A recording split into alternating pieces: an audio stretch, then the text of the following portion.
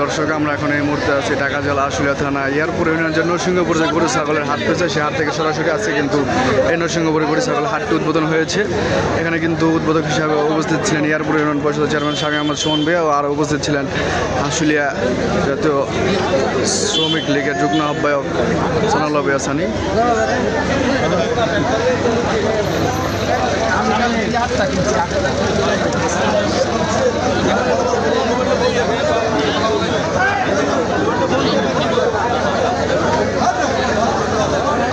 এই হাটের কিন্তু ইজারাদার হচ্ছে হাসান কবির সাহেব।